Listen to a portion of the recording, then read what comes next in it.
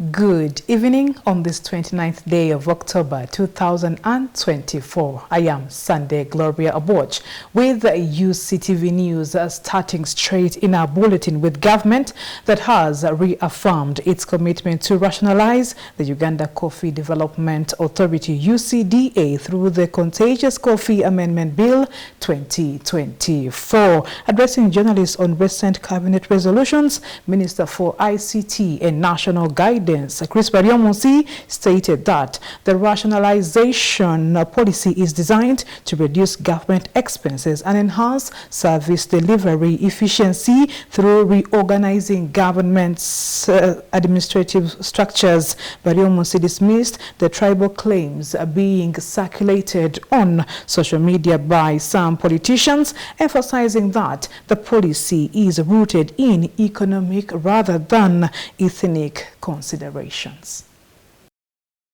In 2021, the Cabinet adopted a resolution to streamline government agencies and departments back to their respective mother ministries as an attempt to ensure efficiency of service delivery, as well as deflating government expenditure. The President, Yoweri Kaguta Museveni, approved this policy by signing the bill into law on the 14th of June this year.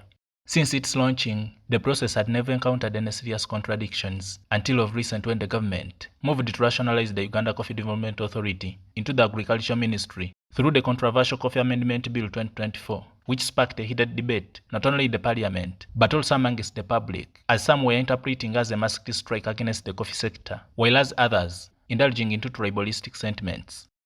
This bill, ladies and gentlemen, I will be crude. This bill is intended to punish the people of Uganda and the people of Bugishu and all those coffee growers for voting Museveni out. They are looking for all avenues where you earn a coin and they want to steal for it. What they have done to vanilla, what they are doing to the lakes and all the water bodies is what they want to do to the coffee. And if you don't fight back, they will succeed. You remember these people wanted to take your land by bringing an amendment to ensure that when the government, and you know the government is Museveni. Speaking to journalists earlier today, Chris Baryomunsi dismissed the tribalistic opinions in which the Coffee Amendment Bill is often packaged, and as well dared the parliamentarians to challenge the government's decision with credible arguments rather than politicking, as he explains.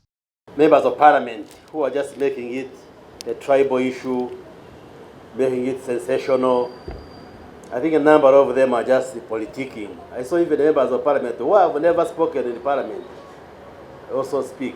Even those who fear the microphone also standing up to shout. What I challenge them to do is that the Parliament is a platform where we debate through the microphone, not shouting and fighting and so forth. If you have a credible argument which is persuasive, you ask the speaker to give you a platform and you speak through the microphone and you get on record. But I have not seen any persuasive argument that really is good enough to mobilize Ugandans to countermand the position of government. It is upon this ground that he reiterated the government's commitment towards rationalizing all earmarked agencies and departments in the spirit of mainstreaming them and reorganizing the government's administrative structure to ensure efficiency of service delivery. We believe and we want to tell Ugandans that the intentions are noble. This is a well-intentioned move to reorganize the functioning of government, the civil service. We are just administratively rearranging how UCDA will function under the Ministry of Agriculture, and the functions, the mandate, the work of UCDA is not going to be tampered with. If anything, we shall now save money and put in more resources to strengthen that function of UCDA. People are saying UCDA is doing very well. Is UCDA an NGO? It's a government institution. Apart from the authority's stewardship and mandate of regulating Uganda's coffee, it has also achieved a steady growth volume in the export, fueled by initiatives such as distribution of coffee seedlings and training of farmers in best practices. Amidst all this uncertainty, the authority is also working to see that Uganda's coffee meets international standards by aligning with the European Union's new regulations on deforestation-free coffee and a tight deadline. Joseph Kabal, Uctv News.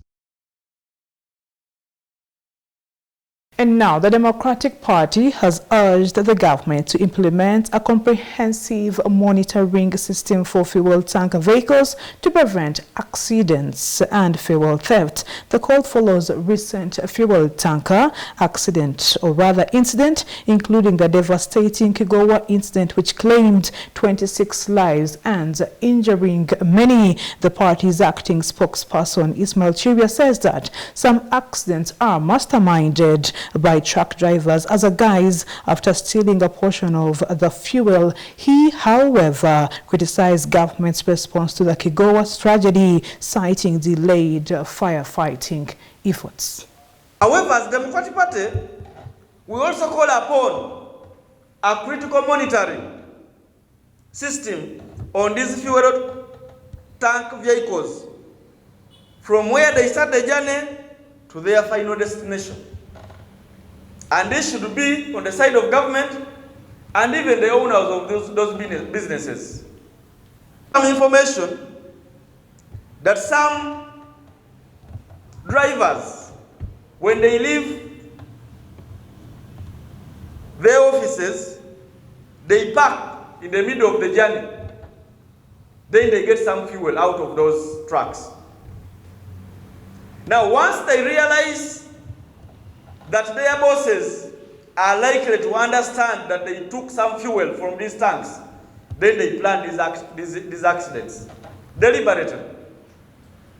Because the tank is carrying around 30,000 liters of fuel, he has taken around 10,000, automatically they are not going to understand actually they took some fuel. Now that one is always used as a strategy to throw away the whole evidence that they took some fuel from those trucks. On that note, therefore, let us develop a monitoring system for these trucks so that we can monitor them wherever they be. Because in most cases, the accidents they cause, it affects actually many people, like now the one of Chigogwa. Many people have been killed, but we don't know whether actually that tank was still having the capacity which it had when it was leaving the start of the journey. We are not aware. But now the owner of the fuel can't even also know whether really the fuel was there, the whole of the fuel was there. As the Democratic Party, we want to condole with the families of those who lost their lives in the Chigogwa instance, where a fuel tank blasted and burned several people in the Chigogwa community. And after or before bursting, we saw people actually running after this truck after getting an accident to get some free fuel from this tank. That's where the incident found them. It blasted and killed many of them. We are therefore calling upon for roadside sensitization to all the people on the road to understand the dangers of accessing such trucks when had accidents. In most cases, it is actually not easy in the current Uganda to avoid such, because the current state of economy, it is very bad on some people. Some people sleep on empty stomachs. Some people are very poor to the extent of not actually feeding the families. So when they get such an opportunity, they think that actually they can maybe get some 100 or 50,000 to feed their families. But let us actually have a roadside sensitization policy to try to tell people of the dangers of these trucks and so on. And now our sister company, Centenary Bank, has launched a strategic partnership with Water.org to develop a water, sanitation and hygiene wash loan product aimed at improving access to clean water for both micro and SME segments in Uganda. During the Memorandum of Understanding signing ceremony, Centenary Bank's Managing Director, Fabian Cassie, expressed gratitude for Water.org's commitment to enhancing Uganda's access to water. Cassie emphasized Centenary Bank's primary goal, which is to contribute to Uganda's socio-economic development, noting that this partnership will create critical opportunities for water-based industries and support the livelihoods of countless Ugandans. Today we take another step towards addressing one of our community's most pressing challenges, which is to do with access to water and proper sanitation. I'm glad the Commissioner mentioned that out there people may think that the bank is all about keeping money and lending it out and ensuring that it is paid back. But we do much more than that by looking at things that most afflict or affect our customers, and we ensure that we finance and design products that would enable them to access them. And indeed, water is one of them as a factor for sustainable development. It is an SDG number 6, and we are always mindful of things that ensure sustainability of the development of our people. Having been around, as Charles mentioned, for the last 40 years, transforming lives, and definitely water is one of them. So we are here specifically for that. You may think it is a basic thing, but it is a very critical factor of sustainable development. And us at Centenary Bank, we take things that enable sustainable development very, very seriously. That's why when we got an opportunity to partner with the Water.org, we are very excited. And therefore being here this morning to be able to sign that partnership, is a very exciting event for us. This partnership is aimed at developing water supply and sanitation programs for a wash loan product. As you know, we enable people to access finance to be able to access the things that they need. And in this case, that is the water. And we've been doing this in a home improvement, using the home improvement loan, which has been an annual encompassing product. But now we have an opportunity to break it up so that we are able to design specific products that will enable people to access water. As I said, to us, this is very good. So I must take this opportunity to extend our heartfelt gratitude to Water.org for their unwavering commitment to improving access to safe water and sanitation. Water.org has helped millions of people worldwide access affordable water and sanitation solutions. And therefore their presence here in Uganda, we believe will positively impact a number of communities, with which we operate as a bank. Our Ugandan population is growing at a very high rate. Access to safe drinking water in rural areas has stagnated at 67%, meaning that we are having many Ugandans. This coverage actually continues to go down because the resources we are getting in the sector are dwindling. And because of that, government has realized that we cannot continue looking at the funding sources that we have depended on over time. We need to look at innovative financing sources. And that's why we are saying, can the other players actually come forward and contribute? Again, for the bank, MD, if your customers are sick, they will spend money going to the hospitals, they will actually not come to bank. So you need the healthy population to get customers who are productive. They will not even come to get loans because they are not even able to pay. So I think as a ministry, we do recognize that we need all players, and we have opened up space to get the private sector actually to join this space. We have developed a financing strategy which has elaborated where actually we can get sources of financing, and the private sector and the financing institutions have been earmarked as key sources. Now, when we want to provide services, there has to be somebody to pay. And we believe that the consumers actually are able to pay if we give them options that will enable them to actually take some innovative loans and be able to pay. We therefore, as water.org, are looking at the other part of Africa, that Africa shall not live by aid, but within us, there are financial resources that can be harnessed to support our people, and especially for this morning, for the SDG 6 of water and sanitation. Therefore, we are committed as water.org to crowd in more finance, or to bring in more money into the sector. And we are proud to work with Centenary Bank, and that's why I'm looking so much forward to signing this great MOU, which is not just a signing, but a cementing of a relationship that is here to stand, not for one day, but like your anthem says, one to stand and grow with excellence. I want to appreciate our partners, especially the government of Uganda, presented by Dr. Kalis, that have worked with us and I know are committed to make sure that the regulations and the financing we have can be implemented. I want to appreciate Jackie under the microfinance umbrella with other partners that are also doing this similar work, but joining hands with Centenary Bank to make sure people can benefit.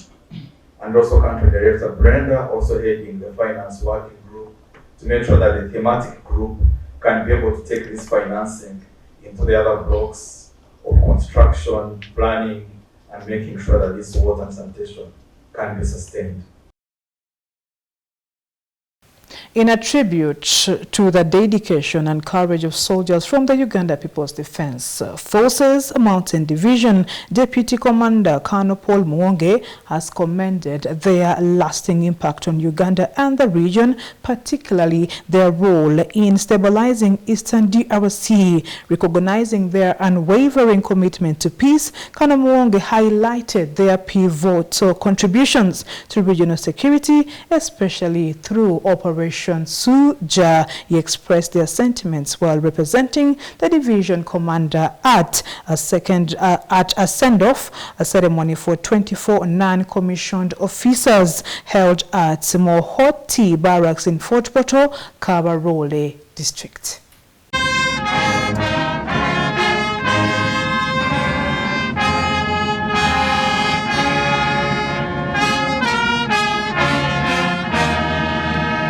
Contributions have not only been specific to Uganda, but the entire region. As you know, most of you, mmekuja hapa late wakati mnatoka wapi? Straight from operations. Ladies and gentlemen, we have soldiers who dropped their uniforms today morning to come to retire, meaning they have been at the front. Thank you for that. It's not something. Again to you, the retiring soldiers and seniors here, we congratulate you on this new chapter of your life, retirement when you're still alive. Mujepigia makofi. That one alone shows your resilience, what you've gone through. Please use that experience that you've had here to build yourselves when you get out there with the little resources that government has given you. Kama umekuwa uko na uwezo ya kanyaga nyayo for 20-30 years, what is going to stop you to build yourself into a strong businessman or whatever with all the ideas? So I believe we are going to represent us ably where you are. May you pursue your passions with renewed vigor, cherish the previous moments with your families, remember us wherever you are, and of course reap the rewards of your dedicated service. Exploit and use your wealth of experience and expertise to continue to be an invaluable asset to our nation. Remember, your service has left an enduring legacy. You have not merely served your country, you have shaped the destiny of your region. The whole region is proud of your work. They may not be here, but they know what you have done. So thank you again for that. I am RA 044-775, Warrant Officer +1, John Kayanja. Today marks the end of our active service in Uganda People Defense Force, UPDF. Our journey has spanned 40 years. For my case, my colleagues have served between 25 years to 35 years too. I've joined the National Resistance Army in 1984 as a 13-year-old boy. I thank God I retired today at 53 years old. I thank our Commander-in-Chief, General Kaguta Museveni, for protecting us while we are young and guiding us when we grew up.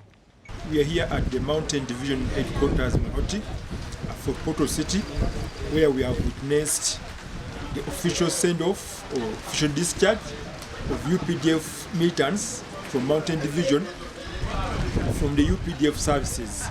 They are 24 in number.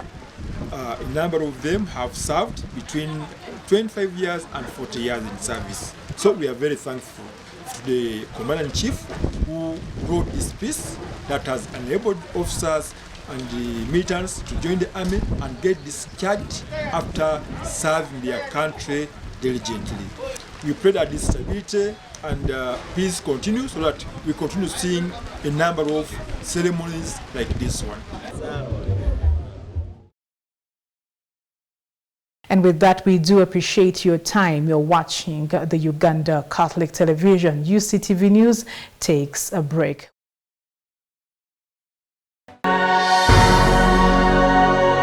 UCTV, good news for all. Welcome to Seeds of Success. My name is Rwanga Godfrey. Seeds of Success, we talk about business environment. If you want to be a millionaire, work for money, but billionaires work for wealth. Social affairs. Whom to blame via characters and talents? Is it tertiary institutions or humanity within the human beings? And other topical issues. Don't miss on UCTV, good news for all. You are watching UCTV, good news for all. For this and more, tune in to Kasese Get Radio 100.5 in Western Region, located at the hill of the Diocese of Kasese. KGR brings you all Catholic programs and an advertising platform in all our radio shows like Good Morning Renzori, Chama Toboka, Ukute, the business show, Propeller, the request show and sports, Evaluation, Bahinga Bakuluka, Late Night Show, and many others. Our other services include Isuzu Tipa, a no car, public address system, live band, Omokekera, an audio recording studio, and outside live broadcast. For more information, call 0773 597 166 or visit our website www.kasesegatradio.com. Kasese Radio, Omusondoria, the voice of truth.